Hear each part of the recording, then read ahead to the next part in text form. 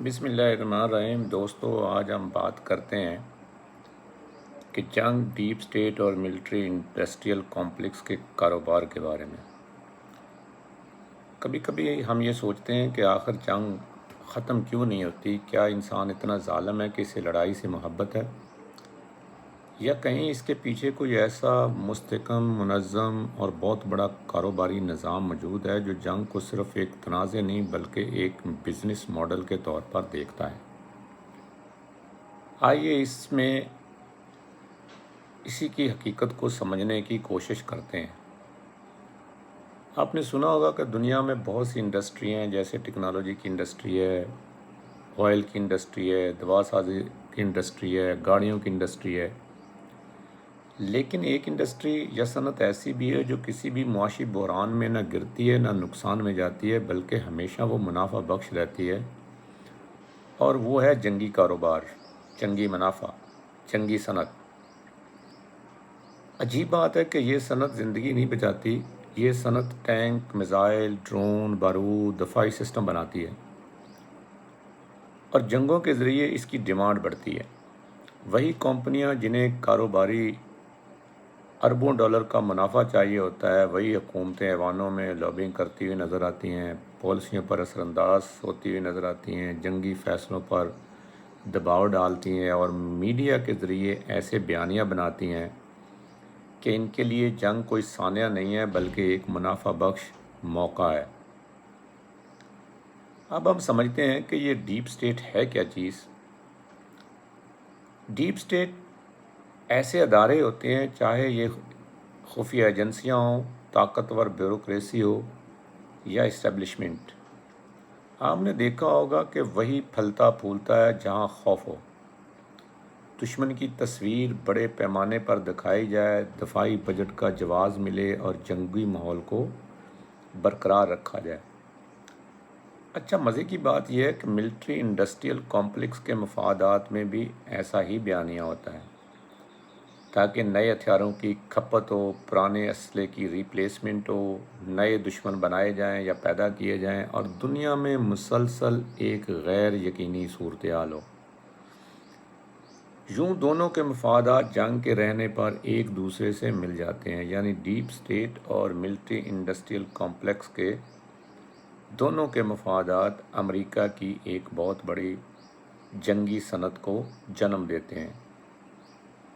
اب سوال یہ پیدا ہوتا ہے کہ اس اتحاد میں سب سے بڑا نقصان کس کا ہوتا ہے؟ ظاہر ہے ایک عام انسان کا ہو، وہ امریکی ہو، وہ اسرائیلی ہو، وہ ایرانی ہو، وہ پاکستانی ہو، وہ ہندوستانی ہو، وہ چینی، جاپانی، کوئی بھی ہو۔ اس تباہ کن انڈسٹری کا سب سے زیادہ جو نقصان ہوتا ہے وہ ایک عام انسان کا ہوتا ہے۔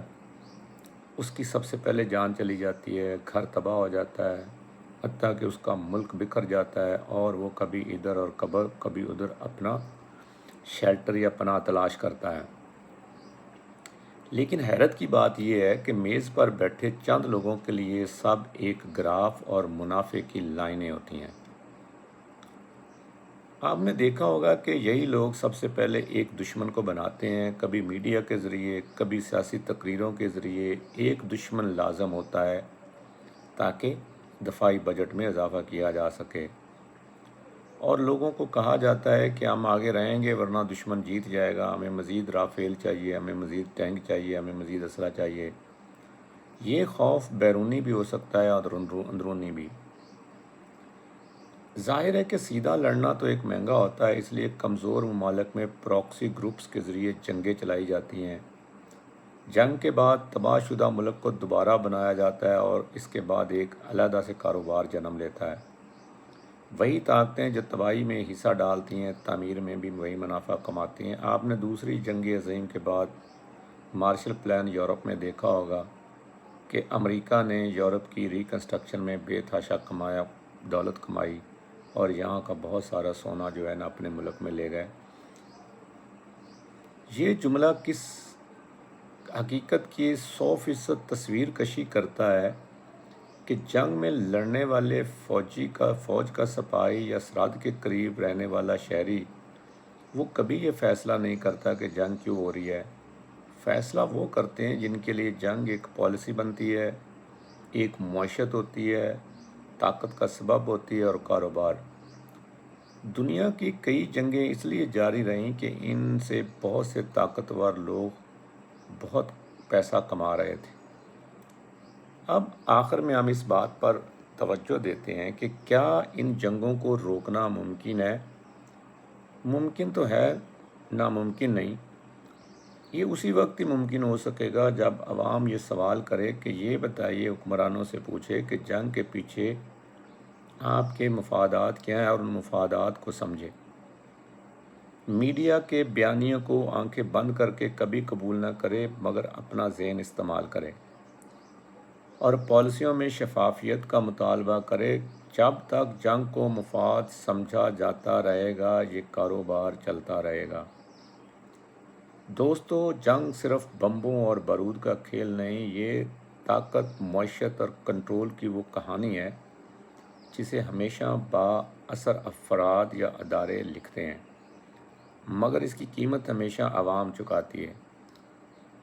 دوستو، اگر آپ چاہتے ہیں کہ میں اس موضوع پر ایک الگ ویڈیو اسکرپٹ جنگ بطور گلوبل انڈسٹری یا ڈیپ اسٹیٹ کیسے فیصلوں کو کنٹرول کرتی ہے بھی تیار کروں تو ضرور بتائیے گا۔ آپ کی مہربانی ہے۔ Thank you. اللہ حافظ۔